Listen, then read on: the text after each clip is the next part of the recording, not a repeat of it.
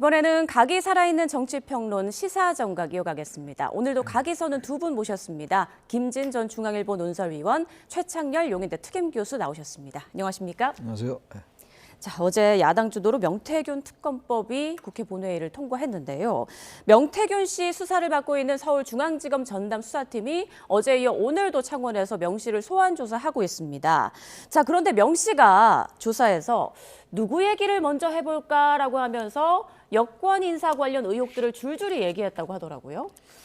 명태균 씨가 얘기한 게 이제 여러 개가 있죠. 네. 대통령과 통화한 것도 있고 최근엔 명태균 씨와 김건희 여사 통화한 것도 나왔어요. 그 명태균 씨와 김건희 여사 통화한 거는 대통령과 명태균 씨가 통화한 바로 직후에 통화한 게 이번에 나온 겁니다. 예. 대통령과 명태균 씨 통화는 지난해 10월에 이제 녹취가 나왔고 오세훈 시장 얘기가 많이 있어요. 요새. 오세훈 시장 측에서 자신에게 유리한 여론조사를 해달라. 예.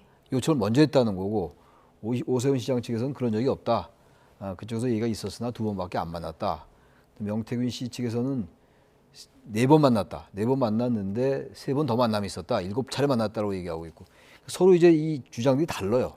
이 사실관계가 어떤 건지 알 수 없습니다만 그러다 보니까 이제 이 여론조사를 둘러싸고 주로 이제 명태균 씨와 관련된 이 지금 게이트라는 거 이런 것들이 주로 여론조사를 둘러싸고 나오는 것 같아요.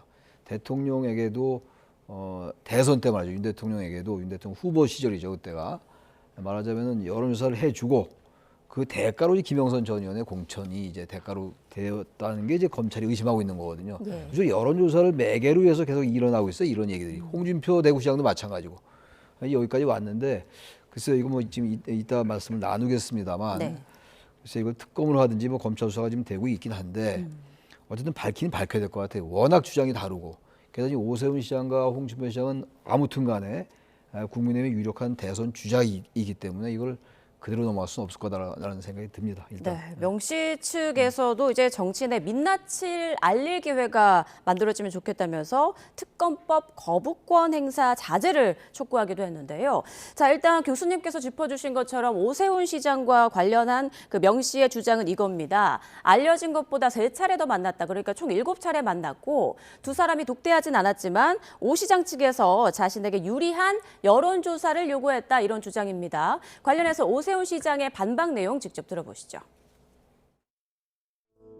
명태균 씨 주장에 따르면 명태균, 김한정, 오세훈 이렇게 3명이 같이 만난 적도 있다라고 그런 적 주장하는데. 없습니다. 정말 새빨간 거짓말입니다. 예. 아무 말 대잔치입니다. 그러니까 제가 평생 정치하면서 예. 제가 아무리 다급해도 예. 이 선거 도와주는 사람한테 당신은 선거 끝나면 내가 잘 되면 무슨 자리 주겠다 이렇게 약속한 사실이 단 한 번도 없습니다. 예. 그 사람 제 이런 큰 틀의 원칙을 잘 모르니까 네. 뭐 다른 평범한 정치인들과 같이 그랬을 것이다. 뭐 이렇게 의혹을 지금 계속 부풀리는데요. 예. 저한테만 도와준 게 아니라 그 이후에 이준석 의원 예. 또 대통령 선거까지를 다 여론조사 비용을 명태균한테 뜯겼다는 거 아닙니까? 예. 물론 이준석 의원도 부인하고 있죠. 예. 새빨간 거짓말이다. 아무 말 대잔치다. 오세훈 시장의 발언 좀 어떻게 들으셨습니까? 오세훈 시장이 이 사건에 대해서 대하는 태도가 상당히 당당합니다. 네. 수사를 해라. 명태균 씨 이른바 황금폰 검찰이 전부 다 압수하고 있고 그리고 창원에 내려가서 수사를 신속하게 진행을 하고 있으니까 빨리 나도 부르고 해서 수사를 하면 전부 다 밝혀질 게 아니냐. 이런 주장이고 그리고 내용도 만약에 그런 제3자 그 김 씨라고 하는 사업가가 대납을 해서 여론조사 한 게 있으면 그것을 우리 오세훈 캠프에 누구에게 전달을 했는지 그 사람을 밝혀라. 이런 요구도 당당하게 하고 있고 아마도 우리 캠프가 아니라 당에 전달했을 가능성은 있다. 그러니까 우리 캠프나 나하고는 아무런 상관이 없다. 이런 식으로 얘기를 하고 있고 예. 저는 전체적인 국면에서 오 시장이 처하고 있는 태도가 대단히 당당하고 굉장히 정면으로 하고 있다.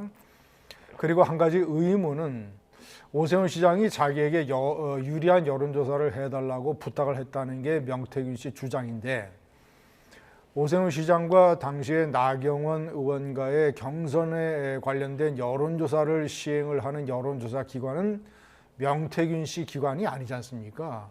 제가 잘 이해할 수 없는 게, 그렇다면 명태균 씨가 그런 상황에서 여론조사를 만약에 조작을 해서 오 시장에게 유리한 여론조사 결과를 가져온다고 하더라도 그것이 오 시장이 나경원 의원과 경선을 하는 데에 무슨 영향을 주는 것이며, 만약에 그렇지 않고 무슨 뭐 그런 몇몇 여론조사를 참고로 해서 당에서 한 사람을 정하는 거면 모르겠지만, 경선 구도에서 그게 무슨 큰 효용거리가 있겠는가. 그래서 제 판단에는 오세훈 시장의 당당한 자세가 오히려 더 사실관계에 가까울 가능성이 있는 것 아니냐. 검찰이 신속하게 수사를 진행을 해야 된다고 봅니다. 네. 자, 명 씨가 지난 26일에는 변호인 접견에서 윤 대통령 부부가 김영선 전 의원 말고도 다른 여권 인사 공천에도 개입했다, 이렇게 말한 걸로 전해집니다. 지금 명 씨의 말을 어디까지 믿어야 할지, 그렇다고 또 관련 녹취가 계속 나오고 있는 상황에서 완전히 무시할 수도 없는 그런 상황인데요. 앞서 말씀드린 대로 어제는 국회 본회의에서 명태균 특검법이 야당 주도로 통과가 됐습니다. 이제 뭐 최상목 대행이 거부권을 행사할 것인가, 이 부분이 관심인 거잖아요. 행사할 가능성이 높다고 생각해요. 예. 마은영 후보자의 경우도 여야 합의가 안 됐기 때문에 거부권 행사한다고 얘기하지 않았었어요. 임명하지 않았다고 이제 거부권이 아니라, 이것도 마찬가지예요. 여야 합의가 안 된 거기 때문에 최상목 권한대행이 이 특검법 거부권 행사할 가능성이 높아요. 그리고 이제 그 재의결할 때, 국회로 다시 재의가 돼서 재의결할 때, 재표결할 때 어떻게 되냐가 문제인데, 글쎄요, 이게 특검법 이제 통과될 때 김상호 의원, 국민의힘 김상호 의원만 반대를 했어요. 그리고 예. 불참한 의원들은 있었는데 국민의힘에, 제가 볼 때 이거 특검법이 통과돼서 성사되기는 어려울 것 같아요. 최종적으로 그런 상황인데, 문제는 그거죠. 특검법은 이제 성사가 될지 안 될지 모르지만 제가 볼 때 성사되지 않을 것 같은데, 네. 지금 이제 이 여러 가지 사건이 워낙 지금 많이 나오고 있어요. 명태균 이 게이트라는 게 계속 나오다가 12.3 계엄 이후에 좀 주춤하다가 탄핵 변론기 끝나면서 이제 다시 이제 부상하고 있는 이런 이제 형국이에요. 형국인데 워낙 주장들이 다르고 정황 가지고만 알 수가 없는 거란 말이죠. 그리고 또 하나 이제 명태균 씨가 공개한 것들 중에서 허풍이 많이 있는 것 같긴 한데, 또 사실을 확인된 것도 몇 개 있어요. 또 녹취가 나오고 말이죠. 이렇게 되기 때문에 또 지금 다른 정치인들의 또 공천에 개입했다, 이것도 또 나올 수도 있는 거거든요. 당사자들은 부인하고 있는 상황이기 때문에 일단 검찰이 창원지검이 수사하다가 지금 1월 달까지 수사하다가 좀 멈춘 측면이 있어요. 그러다가 이제 중앙지검이 가지고 왔는데, 예. 특검 얘기가 나오곤 있습니다만 어쨌든 특검이 되든 안 되든 서울중앙지검이 차원까지 내려가서 출장 가서 지금 이 조사도 한 거 아니겠어요, 명태균 씨? 그러니까 어쨌든 중앙지검이 총수사력을 동원해가지고 최근 나온 것만이라도 이 사실관계를 일단 확정을 지어야 될 것 같아요. 이게 지금 대선 국면과 맞물리면 말이죠. 네. 뭐 조기 대선이 있을지 없을지 모르겠습니다만 있다고 가정한다면, 있다고 전제한다면 여당으로서는 굉장히 큰 타격이거든요. 그러니까 이게 사실인지 아닌지 국민이 알 권리가 있어요. 전부 사법적인 문제들이기 때문에 이재명 대표 건도 그렇고 윤 대통령 건도 마찬가지고 포괄적이면 사법 리스크죠. 윤 대통령 탄핵 건도 말이죠. 예. 그러니까 이거는 어쨌든 중앙지검이 수사하고 있으니까 지켜보되, 정말로 미진하다면 여권으로서는 받기 어렵다 하더라도 야당이 좀, 여당이 주장하는 이 뭡니까 언론에 브리핑한다든지 이런 것들 좀 배제하더라도 뭐 중앙지검의 수사가 영 미진하고 대통령과 김건희 여사 수사에서 멈춘다든지 이렇게 되면은 저는 이거 특검으로 갈 수밖에 없지 않는가. 그러나 당장 지금 특검 주장이 좀 아직은 이르다. 조금 지켜보고 말씀드려야 될 것 같다는 생각이 듭니다. 네. 명태균 씨 의혹, 명태균 특검법을 놓고 여야는 연일 날을 세우고 있는데요. 앞서 국민의힘 권성동 원내대표가 이 명태균 특검법 추진에 반발하면서 명태균 씨는 이제 민주당 사람이다, 이렇게 말한 바가 있는데요. 오늘 민주당의 입장이 나왔습니다. 들어보시죠. 하다 이제는 명태균이 민주당 사람이라는 억지입니까? 심지어 권성동 원내대표는 명태균이 민주당 사람이라는 황당무계한 주장을 했습니다. 그러면 특검에 찬성하는 홍준표 대구시장도 민주당 사람입니까? 이러다 명태균이 중국인이라는 말까지 나오겠습니다. 아무 말 대잔치 그만하고 자중하기 바랍니다. 이제 공은 최상목 대행에게 넘어갔습니다. 또다시 거부권을 행사하는 것은 있을 수 없는 일입니다. 명태균 특검은 여론조작, 공천 개입, 국정농단 등 중대 범죄 의혹을 규명하는 법안인 동시에 12.3 비상계엄의 진상을 규명하는 법안이기도 합니다. 공범이 아닌 다음에야 거부할 이유가 없습니다. 네, 민주당의 비판 들어보셨는데 국민의힘은 이 명태균 씨 관련 의혹에 대해서 어떻게 대응해야 한다고 생각하세요?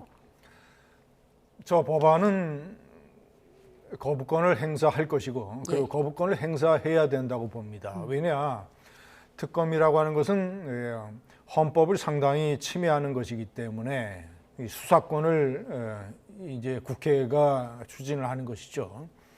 그러니까 저것은 극히 제한적으로 행사가 돼야 되는데 대통령 선거를 앞두고 자 보십시오. 만약에 특검이 통과가 되면 특검을 구성하는 데 한 달이 걸립니다. 그러면 4월 초서부터 특검이 수사를 시작을 하면 조기 대선이 만약에 실시가 되면 5월 중순인데 그러면 그때까지 한 달여 동안 홍준표, 오세훈 시장을 포함한 여권의 유력 대선 주자들과 관련된 여러 가지 논란들, 나중에 결국 그 사람들이 아무런 혐의가 없다고 밝혀지더라도 대통령 선거 때까지는 계속 그 사람들을 둘러싼 논란이 당과 그 사람들을 괴롭힐 겁니다.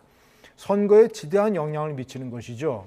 민주당이 노리는 것도 이런 겁니다. 그리고 명태균 특검법을 둘러싼 여권 내 분열, 이런 것들, 그리고 그렇기 때문에 상당히 이것은 정치적인 수사가 될 수 있고 선거에 악영향을 끼친다라고 하는 국민의힘의 논리가 맞죠. 1997년 대통령 선거 때 한나라당에서 김대중 후보의 거액 비자금을 폭로했을 때 김영삼 대통령이 이 수사는 선거에 영향을 미칠 수 있으니까 선거 이후로 연기하라라고 검찰총장에게 지시를 해서 연기됐습니다. 그런 경험을 알고 있는 민주당에서 이것을 밀어붙이는 것은 상당히 정략적인 것이고, 그리고 다시 말씀드리지만 홍준표, 오세훈 시장이 어떤 형태로든 타격을 입는 것이 불가피합니다. 최상목 대행으로서는 뭐 여야 합의 이런 걸 떠나서 여야 합의가 안 된 특검도 처음이라는 것이 문제지만 그것을 떠나서 이런 원칙과 선거를 공정하게 관리해야 되는 대통령 권한대행의 입장에서 선거에 부당한 영향을 끼치는 이런 특검법을 최 대행이 거부권 행사를 하지 않을 수가 없죠. 자, 어제 민주당에서는요, 명태균 씨 관련 녹취를 새로 또 하나 공개했습니다. 김건희 여사가 윤한홍 의원에 대한 얘기를 했다는 건데, 그러니까 경남도지사 선거에도 김 여사가 개입한 걸로 보인다, 이런 지금 주장이고요. 그래서 꼭 김건희 특검법도 몰아붙이지 않을까 이런 관측이 나오고 있어요. 좀 필요하다고 이게 보세요? 지금 이 명태균 특검이 만약 통과돼서 나중에 결국은 이제 뭐 우여곡절을 거쳐서 수사가 이루어지게 된단 말이죠. 김건희 여사 관련 수사하고 연계돼 있어요. 지금 이 특검의 내용이 이 수사와 관련돼서 인지된 수사도 할 수 있게 돼 있다고요. 김건희 여사하고 명태균 씨하고 통한 게 많이 나오고 있는 거 아니겠어요? 네. 지금 윤한홍 의원이 뭐 경남도지사 선거에 뭐 운운하는 거 이런 것들도 전부 김건희 여사 관련된 통화들이기 때문에 이게 어디까지 녹취가 나올지 모르겠어요. 민주당이 어디까지 얼마까지 갖고 있는지도 모르겠는데. 그러니까 이게 이제 계속 퍼지면 이거 제가 국민의힘이라도 이거 받기가 어려워요. 대선 전제하고 얘기하는 겁니다만 워낙 시간이 얼마 안 남았잖아요. 네. 설령 뭐 지금 마흔여 후보자가 임명되면 뭐 여러 가지 또 논란이 있잖아요. 그렇다 하더라도 뭐 대선은 5월이나 6월에 치러지는 거 아니겠어요? 그러면 뭐 이게 준비 기간 20일이고 수사 또한 60일 또 하고. 그리고 제가 국민의힘에도 받기는 어려운데 문제는 그겁니다. 계속 이런 의혹들이 쌓이고 뭔가 중앙지검이 검찰 수사를 하긴 하는데 뭔가 미진하게 느껴지고 그러면 이게 불가피하게 여론 자체가 물론 지금 탄핵 찬반의 여론이 갈려져 있고 이것과 직접 연관은 안 되는 거라 하더라도 그렇다 하더라도 저는 이거 밝혀야 된다 이 얘기가 나온 말이죠. 나중에 이거 국민의힘이 어떻게 하겠어요. 검찰 수사를 잘해야 되겠습니다만 그래서 과거인가 2007년도에 이명박 후보 같은 경우 BBK 받겠다 특검 이런 얘기 하지 않았겠어요. 근데 지금 현재 오세훈 시장이나 국민의힘이나 홍준표 시장은 이걸 받겠다는 생각은 없는 것 같아요.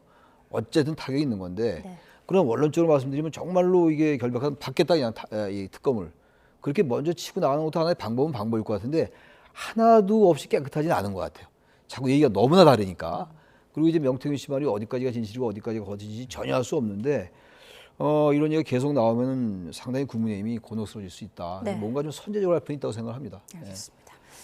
자, 그리고 또 어제 헌재에서는 최상목 권한대행이 마은혁 재판관을 미임명한 것은 위헌이다라는 결론이 나왔습니다. 이에 대해서 여야의 엇갈린 입장이 나오고 있는데요. 들어보시죠.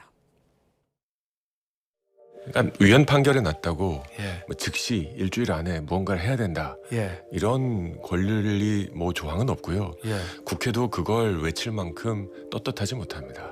국회 스스로 위헌된 법률을 수정하지 않은 게 한두 건이 아닙니다. 그래서 뭐 무조건 임명해라 라는 것도 그런 주장을 하는 민주당도 예. 헌법을 존중하는 게 아니라 자신들이 원하는 그 대통령 탄핵 결과가 나오는데 힘을 보태겠다. 예. 뭐 솔직히 이거잖아요. 예. 제가 진짜 민주당 당대표고 이재명 대표라면 예. 깔끔하게 마은혁 이번 대통령 탄핵에 포함시키지 말아달라. 예. 그래야 국민들이 뭐 탄핵이든 기각이든 인용 그 국민들이 수용할 거 아니냐. 예. 나라를 위해서 이렇게 하자. 뭐 이 정도 하면 예. 야 이재명 다시 봤다 이럴 거 않겠습니까? 근데 아니나 다를까 뭐 임명해라. 예. 너무 뻔하잖아요. 지금 최상목 대행이 착각하고 있다. 예. 마치 전임 그 윤석열 대통령이나 한덕수 총리처럼 자신이 헌법 위에 군림하는 예. 그런 전제군주로 착각하는 게 아닌가.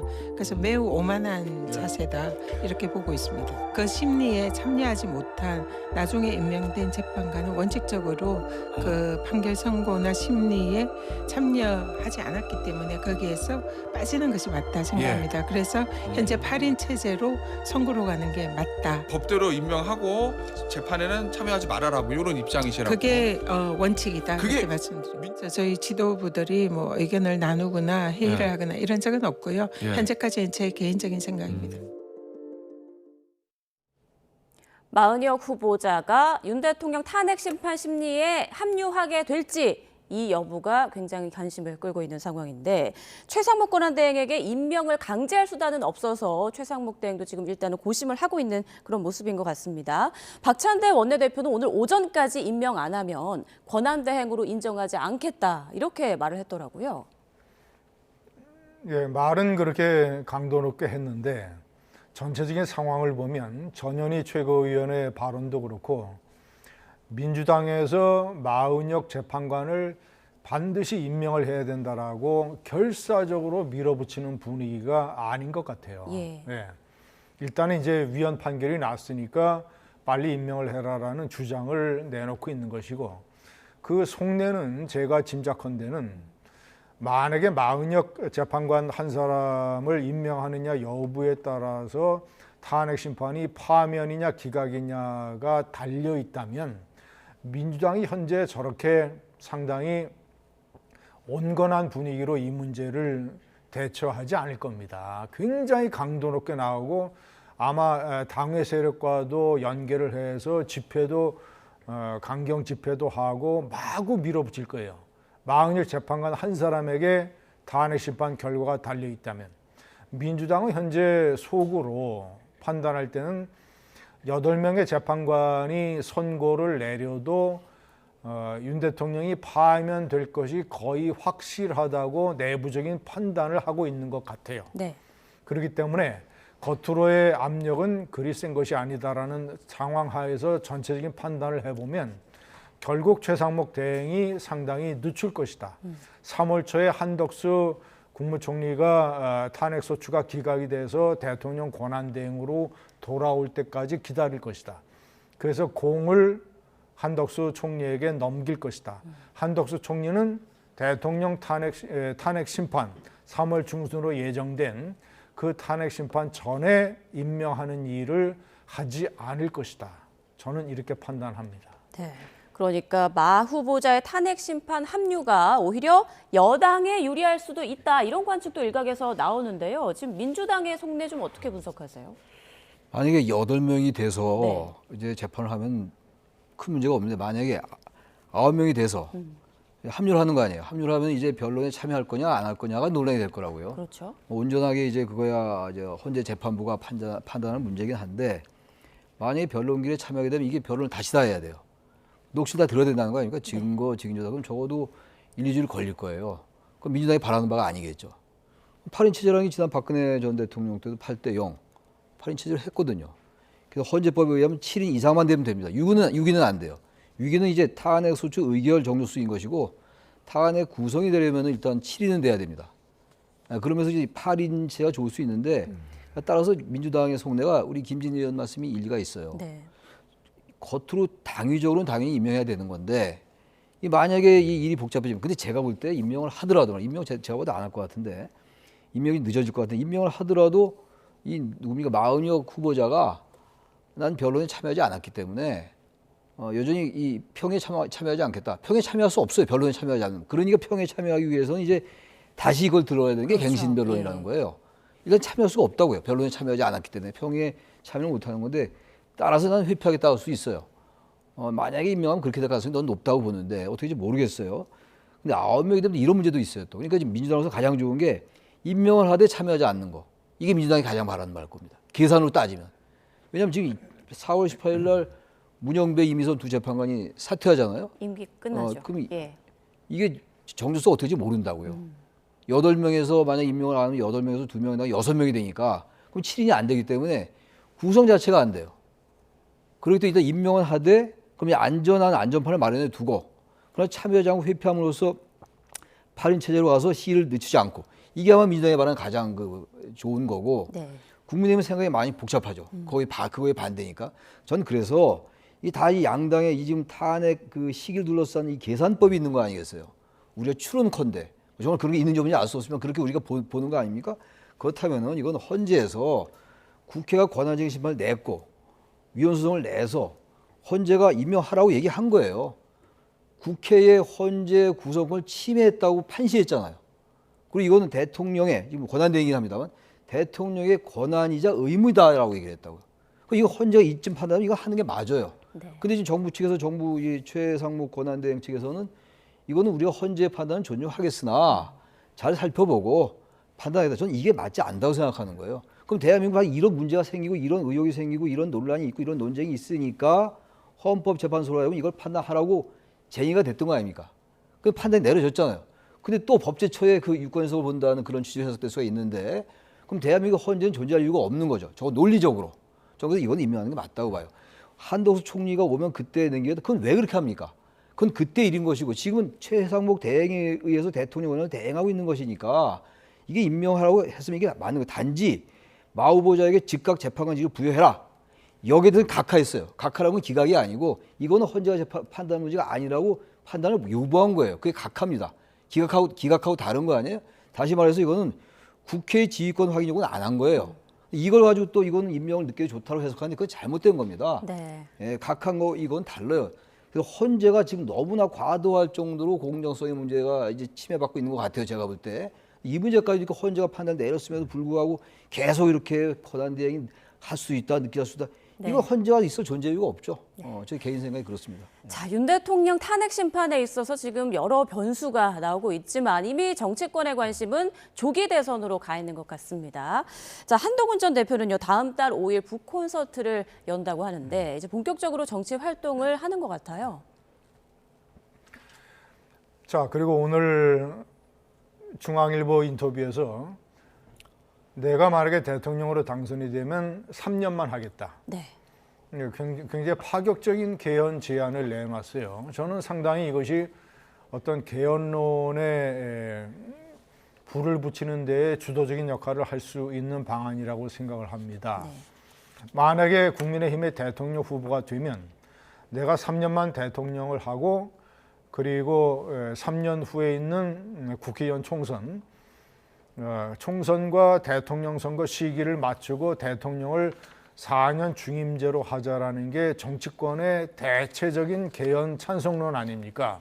이재명 대표도 4년 중임제고 한동훈 전 대표도 4년 중임제고 여론조사 결과도 4년 중임제가 압도적으로 내각제보다 많고 그러면 본인이 3년 후에 본인은 이제 사퇴하고 불출마를 하고 그때 대통령 선거와 국회의원 총선을 같이 해서 대개 그렇게 되면 대통령을 뽑을 때 대통령에게 여당을 과반수로 몰아주는 경향이 많습니다. 이명박 대통령 그리고 윤석열 대통령 취임 직후에 열린 선거에서 다 여당이 승리를 했어요. 그러니까 그러면 대통령 4년 임기를 2번 하는 것이고 그 중간에 2년의 지방선거를 함으로써 지방선거를 일종의 중간평가로 삼는다. 그리고 한동훈 전 대표로서는 자기가 이번에 불출마를 하고, 그러니까 3년 후에 불출마를 하고 만약에 대통령이 되면 그리고 4년 쉬고 4년 후에 다시 본인이 다시 출마를 할 수 있는 개연성이 열리는 것이죠. 반면 이재명 대표는 개헌 논의가 필요하다고 인정을 했습니다. 네. 탄핵 심판 이후에. 그러면 저는 대통령 선거 국면에서 이재명 대표가 대통령 후보가 되면 어떤 카드를 내놓을 것이냐 생각을 해보면 내가 대통령이 되면 4년 중임제 대통령제 개헌을 추진하겠다. 그 대신 이제 자기는 5년 임기를 다 마치는 것이죠. 그래서 이재명 대표의 카드는 지방선거와 대통령 선거를 같이 하는 것.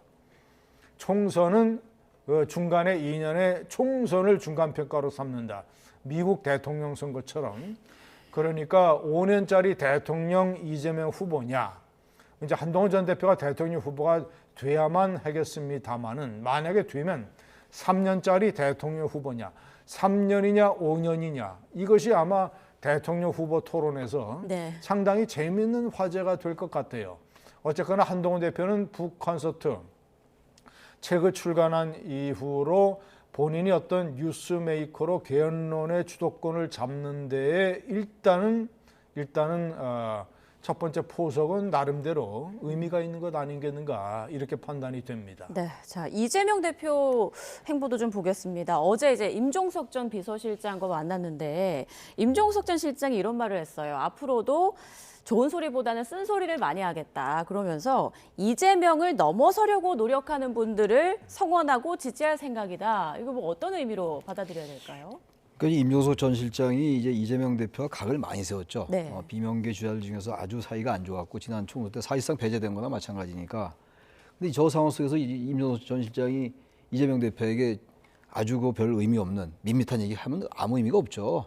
저 정도 얘기하면 나는 당신보다 더 넘어가는 사람을 지지하겠다. 이건 사실은 이재명 대표 듣기에도 그 나쁜 얘기도 아니고 임 실장이 보기에도 할 말 하는 거고 뭔가 좀 쓴소리도 하는 거하고 각을 세우는 거 같고 말이죠. 그러나 그렇게 이재명 대표에 대해서 직격을 날린 것도 아니에요. 저에게는. 네. 현재 이재명 대표의 행보나 발언이나 이런 걸 가지고 직격을 해야지 저격이 되는 것이지 저건 저격도 아니에요. 다시 말해서 이재명 대표의 지금 요즘의 행보라는 건 대단히 여유가 있어 보여요. 임 실장이 저 정도 얘기하는 거 가지고 그렇게 발끈할 이유가 없는 거거든요. 다시 말하면 민주당 내의 다양성, 역동성 이런 것들을 뭔가 보여주는 계기가 되는 것이고 임종석 전 실장은 전 실장대로 뭔가나 할 말은 한다라는 자기의 존재감을 보여주고 또 대선 국면에서 할 일들이 있지 않겠어요? 이게 왜냐하면 지금 김부겸, 김동연, 김경수 뭐 등등 여러분이 있잖아요. 임종석 전 실장도 있고 예. 근데 이분들이 그렇게 지금 이재명 대표에게 적어도 현 단계에서는 필적할 만한 그런 어떤 세라든지 임팩트가 있는 그런 메시지를 내지 못하고 있다고요. 그런 상황에서 그냥 같은 행보를 하는 거예요. 그래서 어제인가요? 만남이 어제인가 오늘인가 모르겠는데 그 만남에서 한 저 발언 전 크게 의미 있는 것 같지는 않아요. 엄청나게 무슨 각을 세우고 비명이 다시 세력 형성. 단 2심 판결이 어떻게 될지 모르겠어요. 항소심 판결이 이재명 대표. 항소심 판결이 이재명 대표에게 불리하게 나면 지금 개헌 얘기도 있는 거 아니에요? 개헌이 지금 원래 개헌이라는 게 많은 사람들이 공감하는 거예요. 87 체제를 종식하자. 근데 개헌이 이상하게 됐어요. 지금 이 프레임이 개헌을 얘기하면 뭔가 윤석열 대통령의 탄핵에 반대한 듯한. 대통령이 그 최후 진술에서 그 얘기 했기 때문에. 그리고 개헌을 찬성해야지 이제 윤 대통령 측에 쓰는 것 같고. 그리고 이재명 대표의 측에 쓰려면 개헌을 반대해야 되는 것. 아주 애매모호한 프레임이 형성되는 것 같아요. 이건 아주 바람직하지 못하다. 이게 개헌이 또다시 정치적인 하나의 그 수단으로 활용되고 악용될 수 있다는 면에서 저는 대단히 우려스러워요. 이 개헌 자체가 말이죠. 그래서 아무튼 저 얘기 다시 본론으로 돌아가서 저 얘기는 엄청나게 무슨 임 실장이 대표에게 이 대표에게 무슨 각을 세운 얘기는 아니다. 그렇게 봅니다. 네, 어제는 임종석 전 실장, 오늘은 또 김동연 경기지사를 만난다고 하는데 앞으로의 행보가 좀 당내 통합을 이뤄낼 수 있을지 지켜봐야겠습니다. 자, 이번에는 여론조사 결과를 좀 보도록 하겠습니다. 윤 대통령 탄핵 찬반에 대한 여론부터 좀 보도록 할까요? 네, 탄핵 찬성한다는 여론조사 결과. 네. 대통령 탄핵 찬반에 대한 여론부터 한번 보도록 하겠습니다. 일단 탄핵 찬성 59% 나왔고요. 반대 35% 나왔습니다. 그리고 정권 교체에 대한 의견을 묻는 질문에는 네, 다음 보시죠. 자, 현 정권 유지, 여당 후보가 당선됐으면 한다 38%, 정권이 교체돼야 한다라는 응답은 51%로 나왔습니다. 자, 그리고 정당 지지도도 함께 보겠습니다. 네, 더불어민주당 38%, 국민의힘 36%, 한 2%포인트 오차 범위 안의 결과가 나왔습니다. 자, 두 분의 추이 좀 분석 들어보고 싶은데 어떠십니까? 시간이 지날수록 지금 탄핵을 찬성하는 쪽이 많이 늘어나고 정권 교체를 지지하는 쪽도 많이 늘어나고 민주당도 많이 회복을 하고 이런 식의 추세가 이어지고 있습니다. 그러니까 점점 격차가 더 벌어지고 있어요. 저는 가장 큰 원인은 헌법재판소 변론에서 윤석열 대통령이 상당히 실패를 하고 많은 점수를 깎는 이런 모습을 보인 결과라고 봅니다. 그러니까 그 전에 헌법재판소 변론 초기만 하더라도 이 체포영장 파동, 이 서부지법 판사 쇼핑 파동, 공수처 파동 이런 걸로 인해서 윤석열 대통령에 대한 동정론이 상당 부분 강하게 대두가 됐었는데 윤 대통령이 헌재 변론에서 여러 가지 얘기한 것들이 사실관계에 많이 맞지 않냐고 더군다나 아니 아무 일도 일어나지 않는데 이것이 호수 위에 달 그림자를 쫓는 것 아니냐라는 식으로 발언한 것이 상당히 민심 이반을 가져왔다. 특히 가장 보도는 안 됐습니다만은 저 여론조사에서 중도층이 상당 부분 탄핵 쪽으로 기울었어요. 네. 더 많은 격차로. 그래서 제가 판단할 때는 1차로 중도층에서 윤석열 대통령의 등을 돌린 부분들이 상당 부분 이어지고 있다. 그리고 보수층도 이 강경 보수 윤 대통령을 지켜야 된다고 하는 강경 보수 외에 나름대로 탄핵에 찬성을 하는 합리적인 보수층이 점점 더 늘어나고 있다. 이렇게 저는 추세를 분석을 합니다. 네, 최 교수님께서는 여론 흐름 좀 어떻게 저도 뭐 같은 생각인데 예. 사필 규정입니다.